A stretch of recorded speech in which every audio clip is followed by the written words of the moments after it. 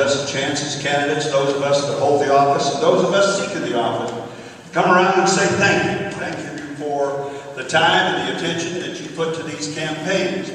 You know, our namesake as a Republican Party is the Republican form of government.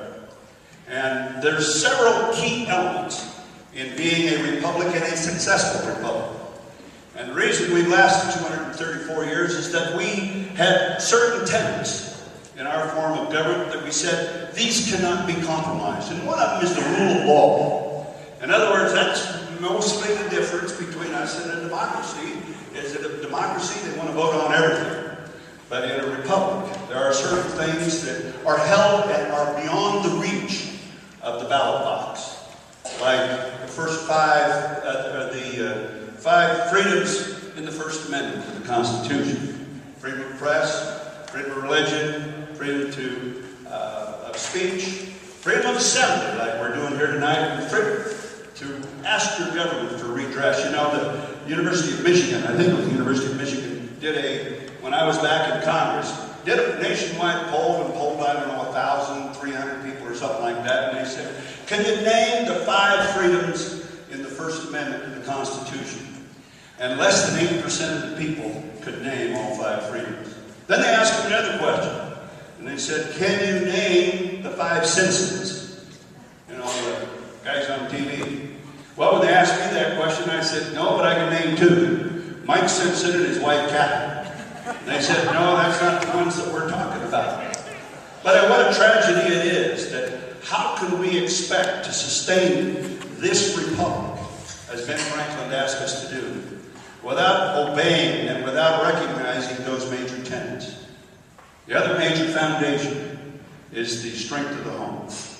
Our republic was not created, and our Constitution was not created for a nation that has weakness in the home, that doesn't believe in personal responsibility, where families don't reign as the king, as the most important part of our society. You know, when you think about how governments are created, going all the way back to Moses, first thing they did was they had 10 families, and from those 10 families they selected one leader.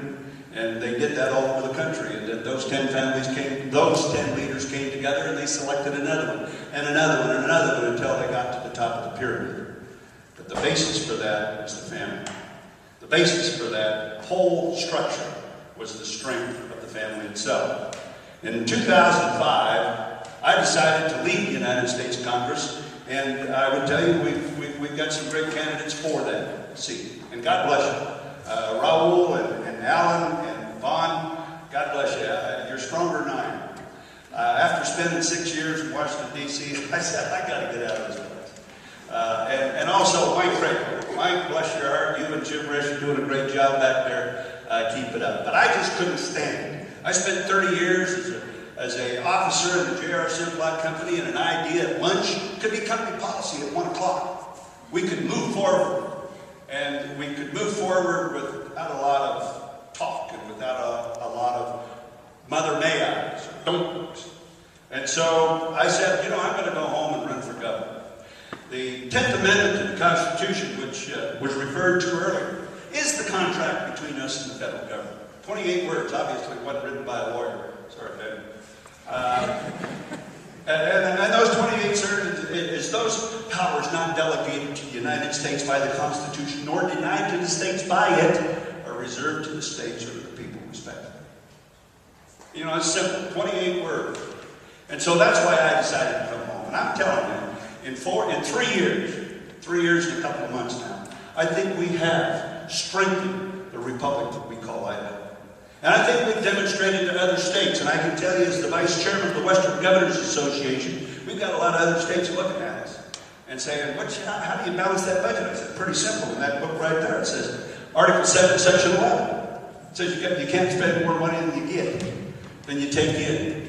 You know, when the legislature leadership, Lawrence and I, made an announcement about what we thought the budget was going to be and how we were going to cut back, right after we presented our budget and our numbers, because our numbers were going to fit what we could expect in taxes, as the TVs and the newspapers and everybody walked out of the room, they ran into the Democrat leadership standing there.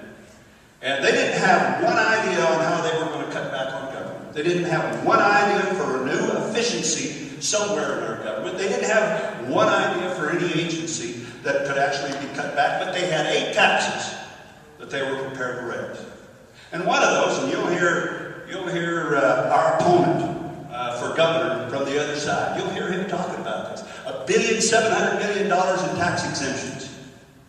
And have you heard that number? $1.7 billion in tax exemptions. Let's get rid of the tax exemptions. The first $250 million you'll collect is on health care. When you start paying sales tax on health care, that'll yield you $250. The next $90 billion will come from paying sales tax on your electricity bill. The next 60 on your gas bill. And the items just keep going. It eventually adds up to $1.7 billion.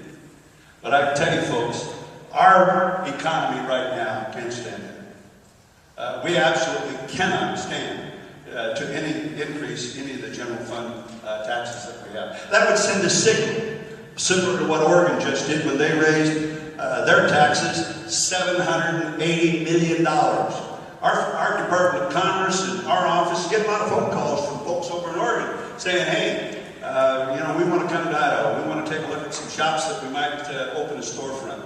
Well, folks, all I can tell you is this. I'd like another 4 years to finish what we got started this first 3.